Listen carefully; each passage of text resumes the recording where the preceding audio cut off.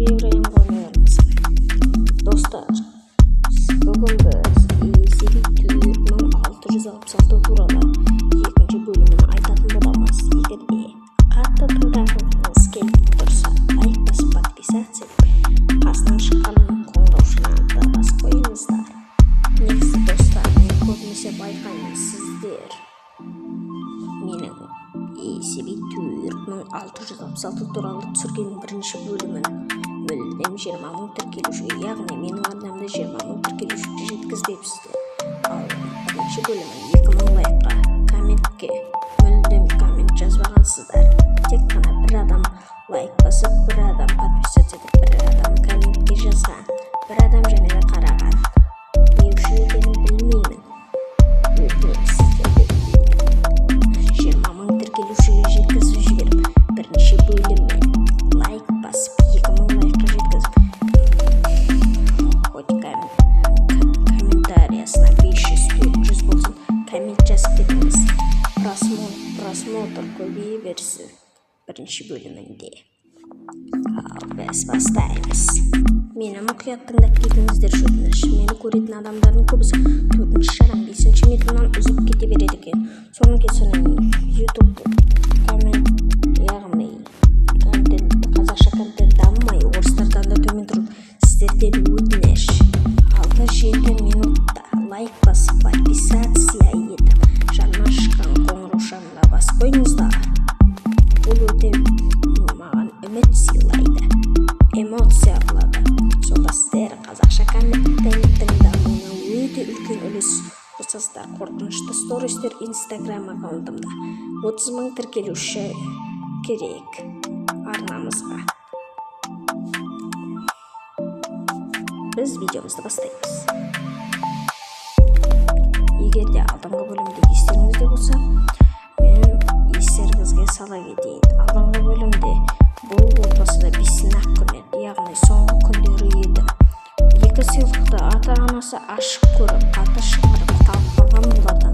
Оның себебі әрине ECB 4666 құбыжығы балаларды қамап ұстап, өздерінің қуыршақ жасады оларға. Сол сыйлыққа, подаркаға адамдардың бөлшегін салып, отбасын өлтіреді.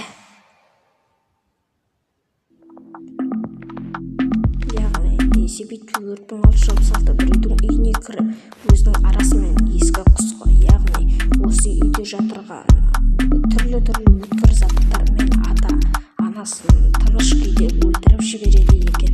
Әр адам төсекте жатса да яғни әр адам одан құтыла алмайды. Бәрін қорқынышты күйінде өлтіріп, бұрмаланған адамдардың өлшегімен подарка жасап шашаға қойып кете береді екен. Ол енді Краудада 1400 жылы бұл отбасына да бір жағдай болған. Ол кезде қауіпсіздік органы болмаған, бірақ ешкімге құбыжыққа әлі жетпеген, бәрі қырылып өліп жата берген. Канадада да осындай жағдай болды. Bir қыз үсті басы қан болып патшалыққа жүгіріп барады. Сосын менің үйіме бір бөтен жаңылмыш еркек кіріп, бүкіл отбасымды өлтіріп тастады дейді. Қараса шынымен де отбасын өлтіріп тастап, бәрі ет құсап салбырап отыр. Совет одағында да осындай жағдай болған. Қазақстан жерінде бүкіл адамды байлап, оларды өртеп, ұрып, соғып, тістеп, тіпті бір адамды 100-ге жуық тістеп тастаған. Дәрігерлер бұның қандай адам екенін білмей жүр, бірақ ECB 4666 ешқандай адам маньяк емес, ол жай ғана құбыжық болады. Яғни жай ғана дегенде қауіпті қанішер құбыжық деуге де болады. Енді өз видеомызға оралайық. Ол мына жерге келіп яғни табалдырыққа келіп отбасын қыруға келе жатады. Отбасы біреулерге хабарласа алмау үшін сым темірлерді үзіп тастайды. Яғни желі бәрі жасамай қалады. Оны сезіп бірінші әкесі сезеді. Сосын қолына алған тапаншасын оны іздеп өтуге бара жатады. ACB төрт мың алты жүз алпыс алты оны байқап, оны күтіп тұрып, жымиып тұрады. Тістері ақсиған және де қолында өткір ағашы, яғни темірі болады.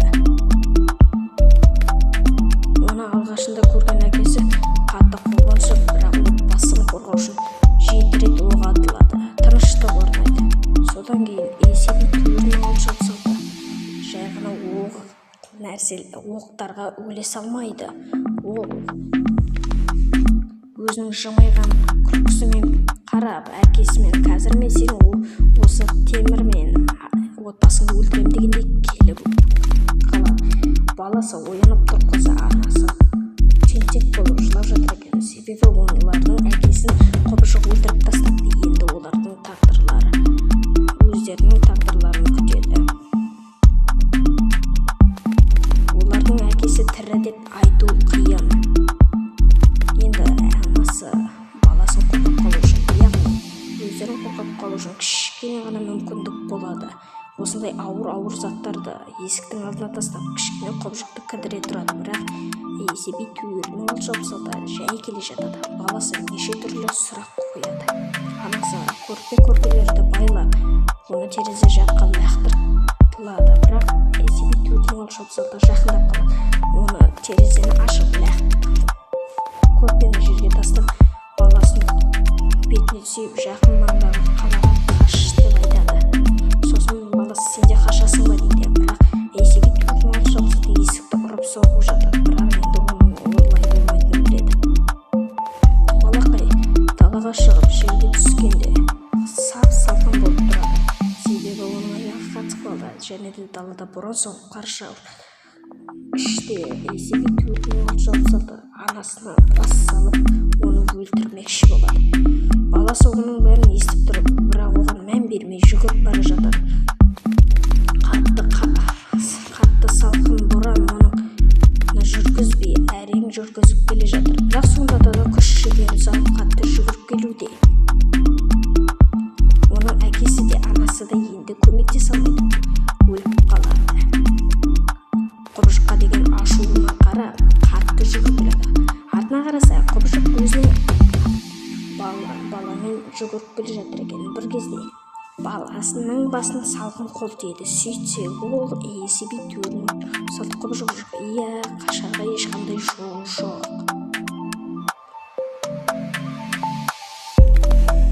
Көріп тұрғаныңыздай ACB 4666 барлық адамдардан да тез жүгіріп, ол қабына салған кішкентай баланы бір жаққа алып бара жатыр.